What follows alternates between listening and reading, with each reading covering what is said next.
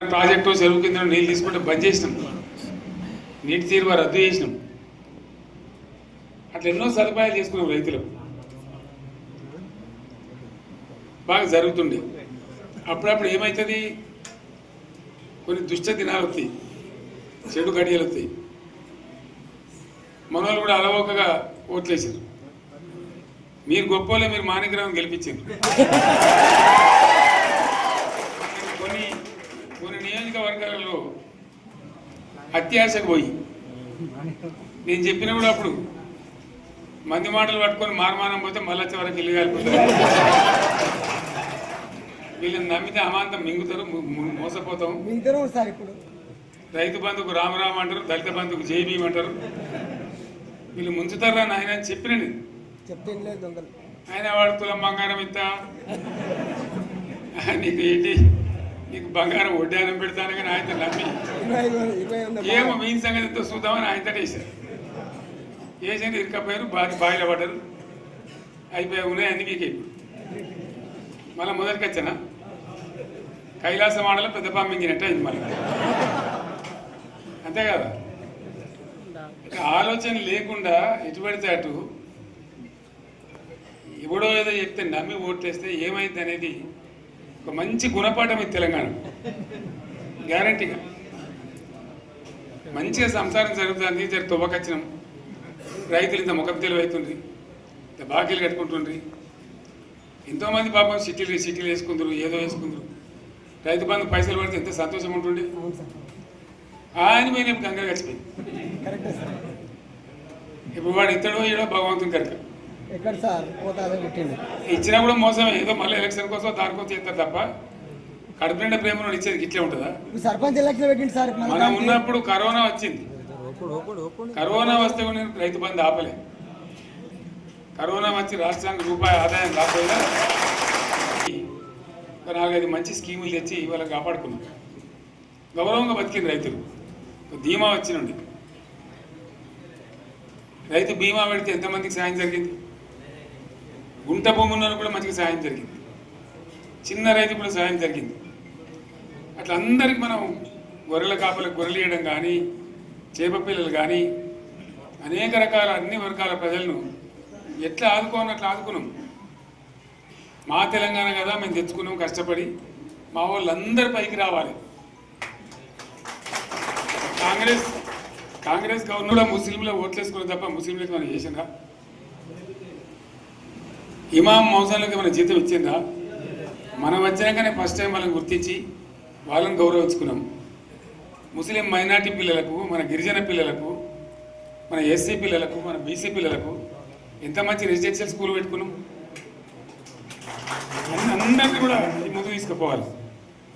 ఇవాళ మన కళ్ళ ముందని నాకు బాధ కలిగేది ఏంటంటే, చిన్న వర్గాల ప్రజలు కాన్వెంట్ స్కూళ్ళలో చదివించలేదు. వాళ్ళ పిల్లలు కూడా బాగా చదవాలని చెప్పి ఎస్సీలకు, బీసీ, మన మైనార్టీ సోదరులకు గురుకుల పాఠశాలలు పెట్టాం. అద్భుతమైన చదువు చదువుకునే వాళ్ళు.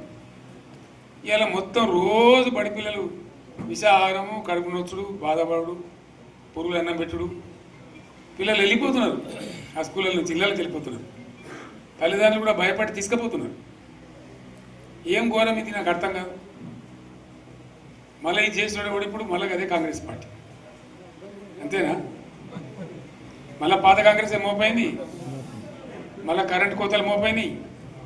వెనకాలం ఇంకేం గతి అవుతుందో మార్చి ఏప్రిల్ ఏమవుతుందో. ఇంకా కరెంటు కోతలు మోపోయినాయి, మంచినీళ్ళు సరికొత్తలేవు, అడిగే నాతులు లేడు. ఎవడన్నా గట్టిగా నిలదీసినడితే వాడిని పోలీసు నిలబట్టేయడం. ఇదేనా రాజ్యం? ఇట్లా ఉండదా రాజ్యం? ఎందుకు వచ్చింది ఈ పరిస్థితి చెప్తా. నాకు తెలిసి నాకేం గుర్తులేదు. నేనేమంటున్నా అంటే, ఇట్లా అనేక పనులు చేసుకున్నాం మనం. గోదావరి నుంచి నీళ్ళు తెచ్చుకున్నాం, నీళ్ళు తెచ్చుకొని మంచినీళ్ళ తర్వాత సాగునీళ్ళు ఎంపడబడ్డారు. మెదక్లో యువతల ప్రాంతం అంతా కొంత అందినాయి నీళ్ళు, పాత మెదక్ జిల్లాలో. మీదికి మిగిలిపోయినాయి మన 2 తాలూకాలు, నారాయణఖేడ్, జైరాబాద్. వాళ్ళకి నీళ్ళు రావాలి. ఎట్లా రావాలి గోదావరి నీళ్ళు? సింగూరు ఒక టైంలో నిండుతుంది, ఒక టైంలో నిండదు. మరి నిండినప్పుడు ఎట్లా గోదావరి నీళ్ళే దిక్కు. సింగూరు నుంచి లిఫ్ట్ చేసి సంగమేశ్వర బసవేశ్వర అని 2 లిఫ్ట్లు పెట్టుకున్నాం. 2 తాలూకాలకు రెండింటికి కూడా లక్ష ఎకరాల పైచీలకు వచ్చేటట్టు ఎకరాల నీళ్ళ స్టెట్ పెట్టుకున్నాం. మళ్ళీ మన నుంచే కావాలి, మళ్ళీ ఇది లైన్లోకి రావాలి. అందరు మంచిగా ఉండాలి. ఎందుకంటే మనకు మన పార్టీకి కులం లేదు, మతం లేదు, జాతి లేదు. తెలంగాణలో ఉన్న ప్రతి బిడ్డ మనోడే. వాళ్ళు ఏ మతం ఉన్నారు, ఏ కులం ఉన్నారు మనకు అవసరం లేదు. ఈ తెలంగాణ బార్డర్ గీత లోపలిన బిడ్డలు అందరు మనోళ్ళే, అందరు బాగుపడాల్సిందే. ప్రతి ఒక్కరికి న్యాయం జరగాల్సిందే. ఆ న్యాయం జరిగి ఆ ఫలితాలు తెలంగాణకు వచ్చేదాకా ఇంకెవ్వడు కొట్లాడాడు, ఎవరితో కాదు. అది అబద్ధాల పంచాంగం. మళ్ళా మనమే కొట్లాడాలి. అంతేనా? పక్క మాటేనా ఇది? కొట్లాడదాం కదా. ప్రాణం పోయినా సరే తెలంగాణకు రక్షకులు మనమే. తెగించి కొట్లాడాల్సిందే. తెలంగాణ హక్కులను కొట్లాడాల్సిందే. మనమే కొట్లాడి తీరాల్సిందే. అలా రెండవ మాట లేదు. కాబట్టి దయచేసి అవసరమైన సందర్భంలో మీ జిల్లా నాయకులు పిలిపిస్తారు, రాష్ట్రం నుంచి నేను కూడా పిలిపిస్తాను. మీరు సిద్ధపడి ప్రత్యక్ష ప్రజా పోరాటాలు లేవదీసైనా సరే మన ప్రాజెక్టులు సాధించుకోవాలి, మన నీళ్లు సాధించుకోవాలి, మన ప్రజలకు అన్యాయం జరుగుతుంటే ఎదురు తిరగాలి, కొట్లాడాలి. తప్పకుండా ప్రజలకు న్యాయం చేసేదాకా మనం ముందు పోతూనే ఉండాలి. తెలంగాణ కోసమే బయలుదేరిన జెండా గులాబీ జెండా. తెలంగాణను సాధించింది గులాబీ జెండా. తెలంగాణను మంచిగా చేసి లైన్లో పెట్టింది గులాబీ జెండా. భారతదేశంలో నంబర్ 1 అనేక విషయాల్లో చేసి సాధించి చూపెట్టింది గులాబీ జెండా. సరే, నేను గంభీరంగా మౌనంగా చూస్తున్నా.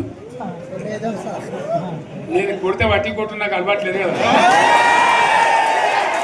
చూద్దాము.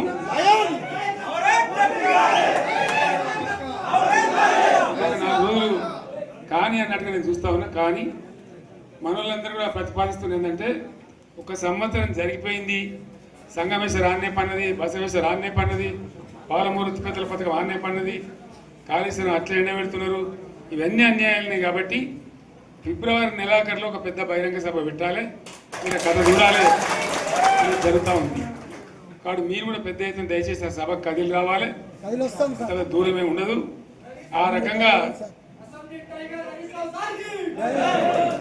తెలంగాణ శక్తి ఏందో మరొకసారి చూపించి వీళ్ళ మెడలు వంచి ఇప్పుడు సాధించాలి. భవిష్యత్తు కోసం కూడా కొట్టాడకు మనం సిద్ధంగా ఉండాలని తెలియజేసుకుంటూ, పరమేశ్వర్ గారికి అంతటి లోకమంత్రం ఇది.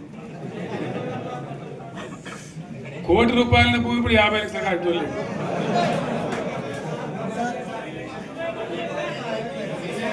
ఈ ఒక్కని బాధ. ఒక ఆయన వచ్చింది మన,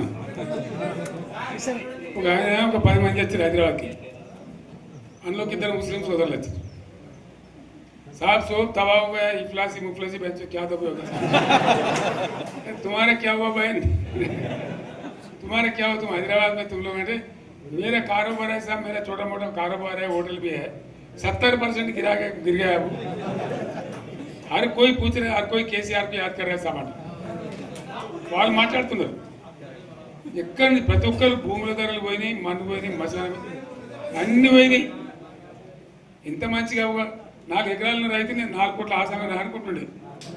అంత ధీమా ఉంది. ఎంత బాగుంటే హైదరాబాద్ నుంచి అడిగితే కూడా వచ్చి మనం ఇవ్వకపోదాం భూములు, డిమాండ్ పెరగానని. అంత బ్రహ్మాండంగా మారుమూల ప్రాంతంలో కూడా 40 లక్షలు 50 లక్షలు ఎకరానికి ఉండే. అటువంటిది సగానికి సగం పడిపోయి మొత్తం నాశనం చేసింది. వీళ్ళు ఇట్లే వదిలిపెడితే ఇంకింత నాశనం అవుతుంది. కాబట్టి మనం కొట్లాడాల్సిందే. నేను ఇంకొక మాట మీకు చెప్తా. ఎలక్షన్లలో నేను మస్తుగా చూసిన 50 ఏళ్ళలో పార్టీలు గెలితే ఓడితాయి. ఇంత మాయలు ఏడాది లోపలనే కాంగ్రెస్ పార్టీ దొరికితే కొడతామని అన్నంత గొప్పగా ఒక్కటే ఏడాది. ఇంకా వాళ్ళ బొంద తెలివికి నిన్న వారి పార్టీడే మంది పెట్టాలి. అదేందో పోలింగ్ పెట్టిన వాడు చూసారా మీరు? ఆ పోలింగ్ పెడితే 70% మనకు వచ్చింది, 30% మనకి. వాడు పెట్టింది, మనం పెట్టింది కాదు. 75 ఇది పరిస్థితి. అదే నేను ఏమంటున్నా అంటే ఫామ్ హౌస్ అంటే ఈడ ఏముంటుంది, వారి ఉంటుంది, మాకు ఉంటుంది, అల్లం ఉంటుంది. కాంగ్రెస్ వాళ్ళు ఎంత మనిషి చేస్తే పారబడి తవ్వచ్చు కూడా లంగత దీన్ని ఫామ్ హౌస్ అని మనం బదనాం చేసి అంతే కదా. నేను ఏమంటున్నానంటే అన్ని మప్పులు వీడిపోయినట్టు ప్రజలకు అన్నీ తెలిసిపోతున్నాయి. మంచి ఏంది, చెడ్డ ఏంది, ఏం జరిగింది అన్నీ ఇంకా ఘోరమవుతుందని చెప్తున్నాను. వీళ్ళ తెలియదక్కతనానికి ఏమైంది, నిన్న మొన్న రిపోర్ట్ వచ్చింది. Comptroller and auditor general of India అని కాగ్ అంటారు దాన్ని. కాగ్ రిపోర్ట్ వచ్చింది. పోయిన సంవత్సరం మన గవర్నమెంట్లో వచ్చిన ఆదాయం కంటే 13,000 కోట్ల రూపాయల ఆదాయం తగ్గిపోయింది. ఇంకా మార్చి పోయే వరకల్లా ఇంకో 3-4 కోట్ల అవుతుంది. అంటే 15,000 కోట్ల ఆదాయం పోతుంది. మన గవర్నమెంట్ ఉన్నప్పుడు ప్రతి ఏడాది 15,000 కోట్లు పెంచుకుంటూ పోయినండి, చెప్పేసుకుంటూ పోయింది. ఏడాది 10 నుంచి 15,000 కోట్ల ఆదాయం పెరిగేది మన టైంలో. అంత జాగ్రత్తగా మనం వ్యవహారం చేస్తాం. ఇలా ఉల్టా 15,000 కోట్లు పడిపోయింది. ఇంకా వాడేమిస్తాడుగా, ఇంకో ఇస్తారా? ఇంకో 4-5 నెలలు అయితే జీతాలే కష్టమైంది ఉంటుంది. అందరికి పెండింగ్ పెట్టి రిటైర్ అయిన దొరుకుతలు పైసలు మీరు చూస్తారు కదా పేపర్లలో. సో ఆ విధంగా రాష్ట్ర ఆర్థిక పరిస్థితిని కూడా దివాలా తీయించారు. వాళ్ళతోనేం కాదు, 100కు 100% ఇప్పటికే ప్రజల నిర్ణయానికి వచ్చారు. డెఫినెట్గా రాబోయే గవర్నమెంట్ మనదే అని అనుమానం కూడా అవసరం లేదు. కాబట్టి దయచేసి నేను మీ అందరిని కోరేది, మీకు మంచి ఎమ్మెల్యే ఉన్నాడు మాణిక్రావు గారు, ఆయన నాయకత్వంలో మంచిగా పనిచేసి మంచిగా ముందుకు పోయి చాలా చక్కగా మంచి ఫలితాలు భవిష్యత్తులో సాధించాలి. పరమేశ్వర్ పాటిల్ గారికి, వారు వెంట వచ్చిన మిత్రులకు నేను ప్రత్యేకంగా ధన్యవాదాలు చెప్తా ఉన్నాను. ఇటువంటి కార్యకర్తలు, ఇటువంటి నాయకులే పార్టీకి పట్టుబొమ్మలు, తెలంగాణ జాతి రత్నాలు. తెలంగాణకు ప్రమాదం వచ్చిందన్నప్పుడల్లా ఇటువంటి బిడ్డలే ఎక్కడో లేచి నిలబడి వాళ్ళ మా తెలంగాణని ఆ సోయి చూపెడతా ఉన్నారు. మీరు నడిచిన 140 కిలోమీటర్ల పాదయాత్ర వృధా పోదు. ప్రజలందరూ మిమ్మల్ని చూసింది. దాంట్లో తోపంట కూడా మీతో ఎంతోమంది మాట్లాడింది, అడిగింది మిమ్మల్ని ఎందుకు పాదయాత్ర ఇస్తున్నాయి. మీరు కూడా అందరికి చెప్పిండ్రు, అంతే కదా. మీకు కూడా అర్థమైంది ప్రజలు ఎంత వ్యతిరేకం ఉన్నదని. సో ఆ రకంగా మీ పాదయాత్ర వృధా పోదు, మీ కష్టం వృధా పోదు. తప్పకుండా రాబోయే రోజుల్లో విజయం మనదే. అయితే మన విజయం మన కోసం కాదు, అది తెలంగాణ విజయం కావాలి, తెలంగాణ ప్రజల విజయం కావాలి, తెలంగాణ రైతుల విజయం కావాలి అని మనవి చేస్తూ మరొకసారి పరమేశ్వరుని వారి బృందాన్ని అభినందిస్తూ వస్తున్నట్టు మనకి లైన్